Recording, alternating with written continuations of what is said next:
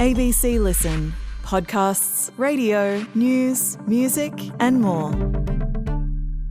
This is a momentous occasion. It's been some time coming. We now must move forward in a united way, not only uniting around the Tasmanian Devils, but also the Stadia project, which is so much more. If you're a Tasmania Devils fan, that's the news you've been waiting for. The stadium is go. And that means so are the Devils. The upper house of Tasmanian Parliament approved the Macquarie Point Stadium 9 votes to 5 after what has been a long and tumultuous road. Votes of no confidence, a snap election, and protests from both sides. So, will this decision mean the end of all that tumult, or will it continue well into construction? Plus, a crash course, see what I did there, in what has to happen for Oscar Piastri to win the Drivers' Championship in the Formula One this weekend. I'm Poppy Penny, and this is ABC Sport Daily. Chris Rowbottom is an ABC Sports reporter in Tasmania who has literally been nominated for awards for his coverage on the stadium saga down in Tassie, so there is no one better to talk us through it. Chris, before we get into the big news this week, can you give us a kind of cliff notes as to what were the key issues with the stadium leading into this vote? How long have we got, Poppy? Because there were quite a few, and they ranged from economic concerns, the cost of the stadium. That's been the main one. There were planning issues, some issues with the actual site that it's going to be built on. It is right next to one of the oldest cenotaphs in the country, and looks quite imposing next to that. There are heritage issues given its location down on or around the Hobart Wharf and the buildings that is next to it. There are noise and sound issues. The Tasmanian Symphony Orchestra plays only sort of 400 metres away over the road.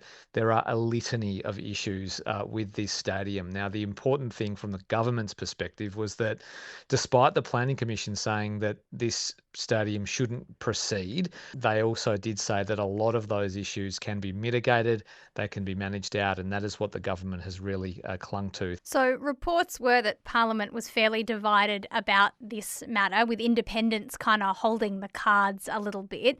So who were the key players and how did it unfold that all of those issues that you've just detailed have been overcome to a point that where we are now, which is this stadium has been approved? Yeah, that's right. And important to remember as well that this had to pass through both houses of Parliament. So it had to get through the lower house and then the upper house. And it had to do so without the Liberal government having majority numbers. So they had to get the Labor opposition on board, which they did in both houses.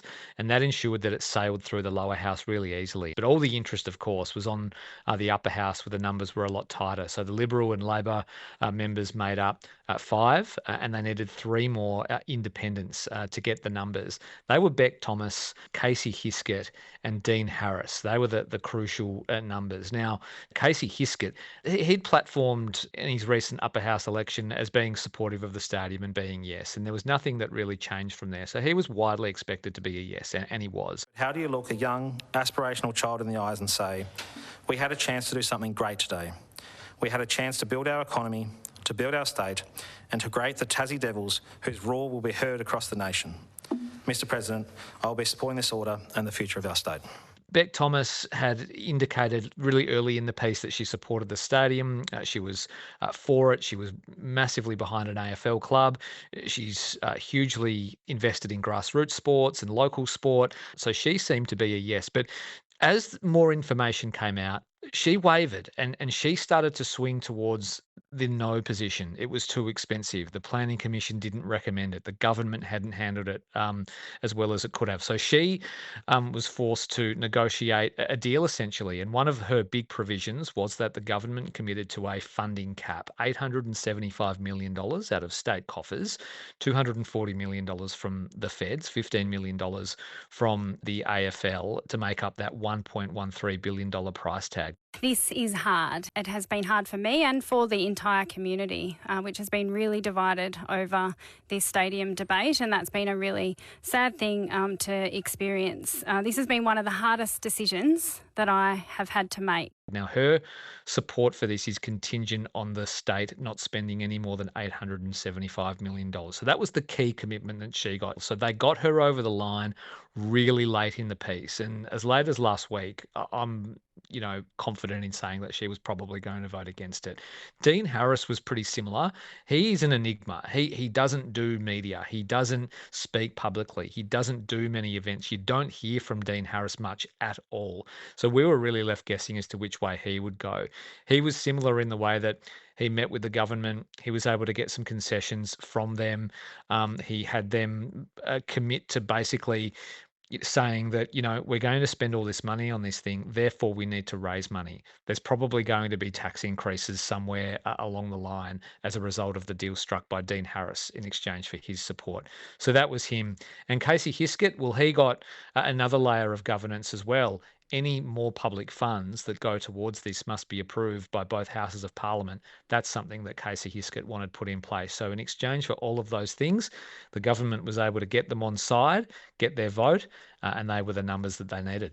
So the stadium does go ahead, and the good news is the future of the Tasmania Devils footy team hinged on this stadium being built. It's an historic day for the Tasmania Devils Footy Club. We've had a long and detailed process in relation to the planning for the stadium, but with the vote last night, we now have certainty. So it's a great day. How have the Tassie Devils and the AFL more broadly reacted to the news that it can now all go ahead? I think the main emotion is just relief. One of the sayings we've got at the club is "we are the team." And when we say that, we're not referring to our own club. We're talking about all of the people in Tassie and beyond that have helped us get to this place and are going to help us get to 2028. So when we say we are the team, we're talking about the masses that are going to help us deliver this club. The no stadium, no team condition was very, very real. And there was a theory that perhaps if the stadium vote hadn't passed, then the Devils might have lived. The AFL might have found another way for the licence to be granted. But the AFL never wavered. And the government on the other side of the deal never wavered either. They were always adamant that it was no stadium, no team. So the team and the club were very, very cognizant of that. So having spoken to them, it's relief, it's joy, it's celebration. And they believe they can act as an entity in the middle of the division to maybe bring some of the people against the stadium on board via the joy of the club, and obviously they will obviously reinforce the positive emotions of those who already support. So they're relieved, and they can start to talk about football and key appointments and corporate sponsors and coaches and the AFLW team and the concessions and list rules around that, and a jumper and a song and all of those things that people probably want to talk about, and a bit more of the positive stuff in terms of building a football club. So the floodgates are set to open for the club now, and their message was pretty strong. It's play on for the Devils.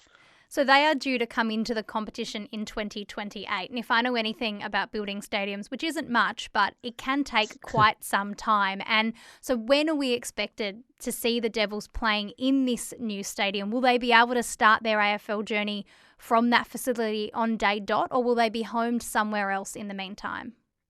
Yeah, the timelines are extremely tight for the stadium. Round 1, 2029, as you mentioned, and there are other milestones that have to be met. So it has to actually be 50% completed by October 2027. That's less than 2 years. And there was a bit of a concession today, having spoken to the club, that it is probably more than likely that they won't be in the stadium until 2030 rather than that 2029 date.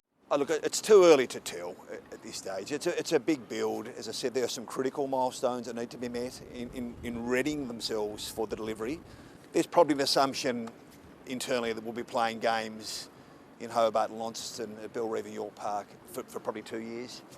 It's probably a fair assumption at this stage. Now, it's in the contract and always been agreed to that the club would play their first year in the competition at existing venues. So they'll play games at Bellerive Oval in Hobart and at York Park in Launceston, which is actually undergoing a redevelopment of its own. So, and I'd guess that they'll play there their opening game in Launceston as well. So it looks like that will probably stretch from 1 year to 2 years at existing venues before they get into the stadium, because of the nature of those timelines. They're really, really tight, and it's going to be a build that's never really been done before. So no pressure, state government and Macquarie Point Development Corporation, but already an early concession that 2030 is probably more likely than 2029 for the Devils. So, Chris, this stadium has been a divisive factor for a long time in Tassie. There were planning changes, votes of no confidence, snap elections. Do you think that this is really going to be the end, this vote, this decision that, yes, it is going ahead, yes, the Tassie Devils will come into existence along the timeline that the AFL has planned for them too? Is this the end of the stadium drama? I think opponents to the stadium are going to continue to oppose the stadium, and I think there is going to be really heavy scrutiny put on the government to ensure that they get it right and that they don't spend a cent over that $875 million cap. I think there's going to be, pockets of civil action against the stadium. Whether we see human barricades and people chained to bulldozers, I'm not too sure. But in terms of legal challenges and challenges in courts and those sorts of things, I think they've pretty much been ruled out. There has been such division. There have been big rallies against it as well. What I see is us raising our voices here because Premier Rockcliffe and his Liberal government have hung a huge sign on our state that is choking our community. Shame on him! Shame on him! I think a bit of that will continue. But the question of will it, won't it, is now answered. And the next chapter begins. And that chapter involves actually constructing it, which is an entire different ballgame in itself. We look forward to seeing how all of that plays out. Chris Rowbottom, relief, as you say, for the Devils. Thanks so much for your time today. Thank you so much. Oscar Piastri is still in the mix for the Drivers' Championship this weekend, but he needs a few things to go right. Put simply, the Australian has to win in Abu Dhabi and hope his teammate, Lando Norris, finishes 6th or worse. If Piastri can only make it to the second step of the podium, he'll need Norris to finish 10th or worse and Max Verstappen to finish off the podium. There's been a lot of chat about whether team orders would come into play for McLaren, in which Oscar might be asked to help Lando win the title. This is what the Australian had to say about that. It's not something we've discussed. Until I know what's kind of expected, I don't really have an answer until I know what's expected of me. He might have been playing a straight bat, but Mercedes' George Russell wasn't quite so even-handed. I don't think it would be fair at all. I think they both need to be given a shot. And if they lose out because of it, you just need to say the other guy did a better job. And that's racing. That's how it should be. If Lando finishes ahead of Piastri and Verstappen, he takes the title. And for the reigning world champ, Verstappen needs to outscore Norris by 13 points to win another world title. The whole thing gets underway at midnight on Sunday and into Monday morning, and the ABC will be live blogging the entire thing. Catch that on the ABC Sport page. Soundbites. One last thing on the F1. We know that McLaren have already won the Constructors' Championship, but Piastri's grandfather Hugh might have spilled the beans on what's been fueling the team's greatness: lamingtons and rum balls. His mum used to put a hamper together for the team, and Oscar likes rum balls, so his grandma used to make these rum balls and lamingtons, and of course they took them to the track, and of course they wanted some, and so it got bigger and bigger, and I don't know how many she made last year or this year, but because Kimmy Hillman, he wanted some, and a few others wanted lamingtons and all that, so it's just snowballed from there. From the undeniably wholesome to the determined, that's what new Brisbane Raw coach Michael Volkanis is to lift this team back to glory. I remember once we went on the field at pre-season, and I said to the boys, we're going out to battle. You know when Alexander the Great used to go for battle with 3 million Persians, he didn't look at the surface and say, well, we can't fight here today. He said, we're going to fight, we're going to win. And that's the difference. And that's what we're building. Chills. But taking it up another notch this week was Chicago Bears coach Ben Johnson after his team accounted for the Philadelphia Eagles over the weekend. I know you guys are hungry for more, right? Itching. Let me tell you something. The city of Chicago's hungry too. The city of Chicago! Good, better, better! Never let it rest! You're gonna get better!